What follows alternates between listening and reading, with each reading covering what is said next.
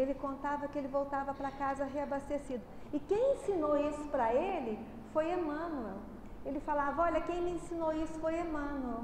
Ele chegava perto de mim e falava, Chico, vamos parar um pouquinho com as páginas mediúnicas. As páginas podem esperar um pouco, não era muito não, só um pouquinho. Vamos lá para a periferia, vamos reabastecer. Então, às vezes, a gente fica insatisfeito com alguma coisa, não é? Na vida, com as nossas imperfeições, com as nossas limitações, e fica trancado dentro de casa, não é? Mas nós temos que seguir o exemplo do Chico e fazer a caridade, porque a caridade sempre foi a força que sustentou o Chico e há de sustentar a todos nós. Segundo o Dr. Inácio, eu achei pesquisando, estudando um pouquinho, eu fiquei assim, muito surpresa com o que o Dr. Inácio fala a respeito da caridade e, ao mesmo tempo, eu acho que isso tinha que ser divulgado, porque o Dr. Inácio fala que a caridade é o único remédio capaz de curar a esquizofrenia. Dr. Inácio, para quem não sabe, era psiquiatra. Ele estudava as doenças da mente mesmo. Então ele fala, olha, a caridade é o único remédio capaz de curar a esquizofrenia. E eu fiquei pensando como que os nossos irmãos que se dispõem a tratar dos corpos, né, dos nossos corpos, precisavam entender um pouco mais da alma e precisavam trabalhar, né, a alma humana realmente. Porque quando a pessoa realmente entra nesse estado de depressão, de esquizofrenia, ela por si mesma não tem condições de ir atrás da caridade, mas ela precisava ser arrastada para a caridade, não é? Mas é a sabedoria que um dia todos nós vamos adquirir. E aí, esse Espírito fala para nós, olha, quando você for fazer a caridade, não pergunta muito não. Alivia primeiro, pergunta depois. Se o que a pessoa precisa é um prato de comida, dê um prato de comida. Se é uma roupa para cobrir o seu corpo, dê essa roupa. Se é um conselho, um apoio, dê um apoio. Pergunta depois. Porque às vezes nós perguntamos tanto que nós deixamos as pessoas constrangidas, não é? E olha só, olha a imagem que nós colocamos aí para ficar na nossa mente. Vocês conhecem esse espírito, essa pessoa, né, essa alma? De quem nós estamos projetando? Madre Teresa. Madre Teresa, que usou bem a fortuna dela, né? Que empregou, deu uma utilidade providencial. A maior fortuna da irmã Teresa era o amor que ela sentia pelas criaturas. E ela empregou esse amor. Ela empregou bem esse amor. Ela multiplicou esse talento, né?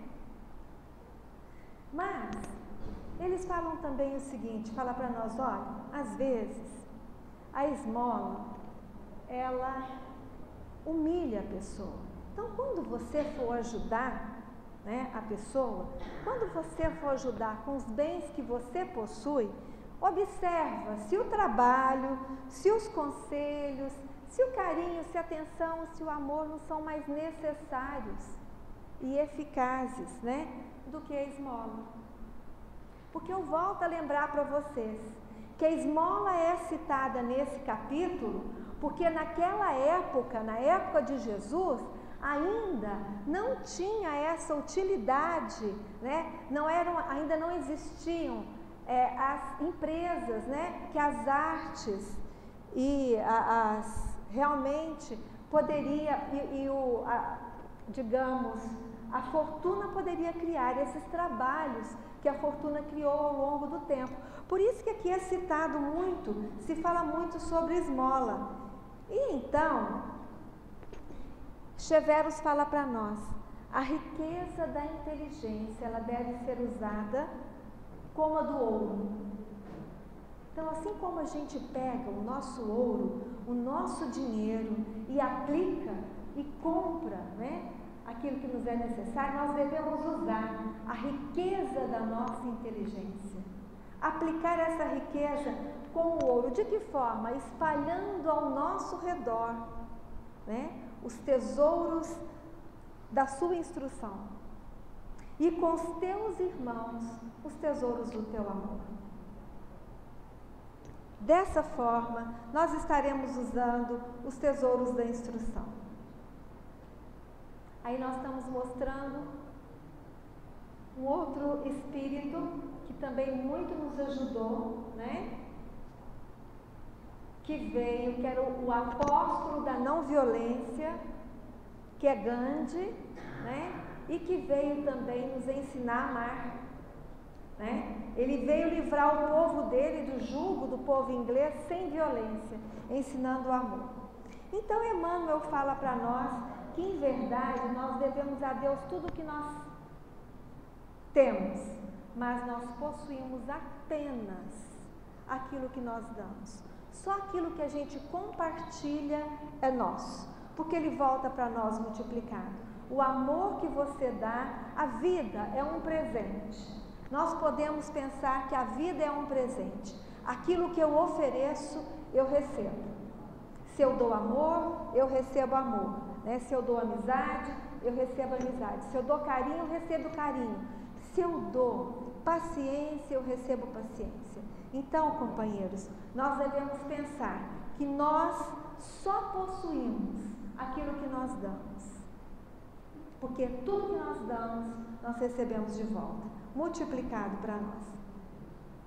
Mas aí, encerrando esse capítulo, o Espírito Protetor, ele fala, olha, mas eu fico muito preocupado com vocês quando eu observo a atenção que vocês dão às coisas materiais. Vocês ficam muito preocupados com as coisas materiais e a vida passa num relâmpago.